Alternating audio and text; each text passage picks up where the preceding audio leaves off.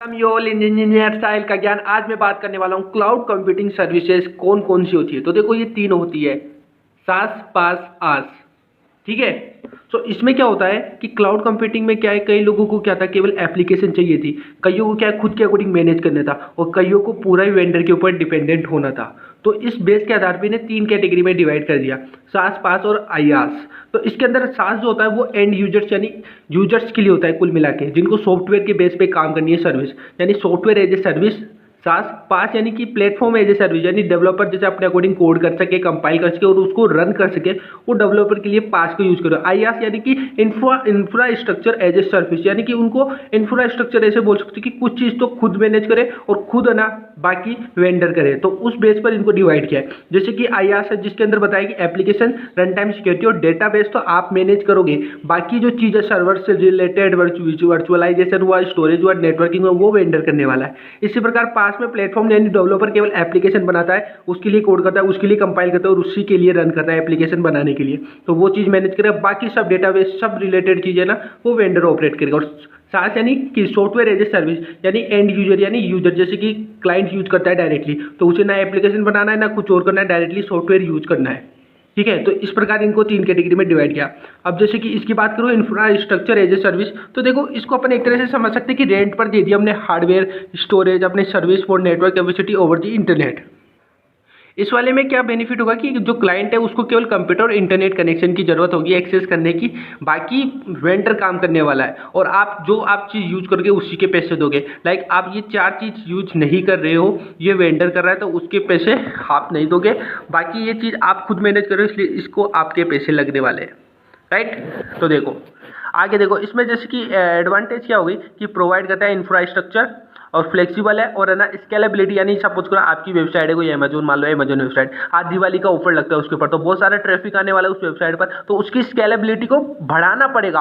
तो ये आईआस इतना फास्ट कि आसानी से स्केलेबिलिटी को एनहेंस कर सकता है। इसके अंदर डिसएडवांटेज यानी कौन क्या है, इसके अंदर सिक्योरिटी इश्यूज देखे पड़ता है कि आपका डेटा सिक्योर है या नहीं है, साथ के साथ नेटवर्क और सर्विस भी कई बार डिले हो जाता है इसके अंदर।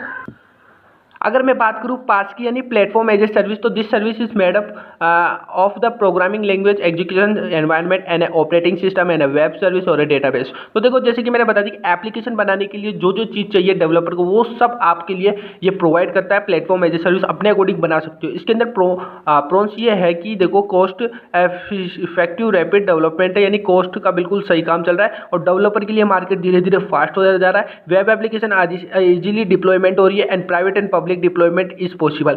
ये चीज़ मैं आगे बताऊंगा कि क्लाउड कंप्यूटिंग प्राइवेट और पब्लिक कैसे होता है।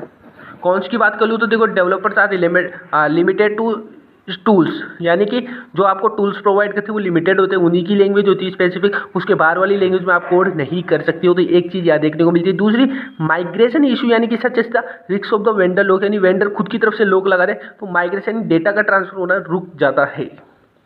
आया बात समझ में? आगे चलिए। फाइनली बचती है अपनी SaaS, software as a service.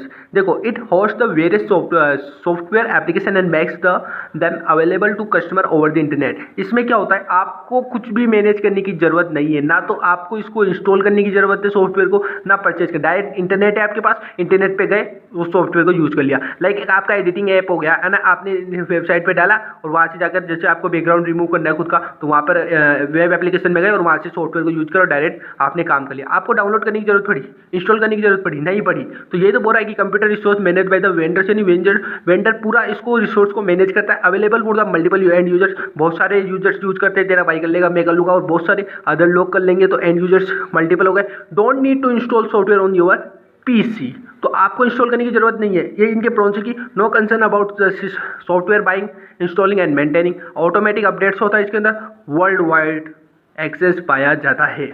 कौन सी बात करूँ, देखो सिक्योरिटी इशू कि आप डेटा स्टोर कर रहे हो, अपनी वेबसाइट पे जा रहे हो, उसमें डेटा में अपनी ईमेल आईडी लिख रहे हो, पासवर्ड लिख रहे हो, तो एक तरह से डेटा सिक्योर्ड है या नहीं है इसमें थोड़ा डाउट रहता है। लेटेंसी यानी आपका डेटा कहीं दूर जाकर स्टोर हो गया, अब वहाँ से वापस आने पर जब आप एक्सेस करोगे तो टाइम ज़्यादा लग रहा है, तो वो लेटेंसी इशू यहाँ देखने को मिलता है। डिपेंडेंसी ऑन द इंटरनेट, यानी इंटरनेट की स्पीड पे ही डिपेंड करेगा आपका सॉफ्टवेयर एज ए सर्विस, यानी कि वहाँ पर वेंडर की जो नेटवर्क सर्विस है उस पर डिपेंड ना करके केवल इंटरनेट के ऊपर डिपेंड करने वाला है।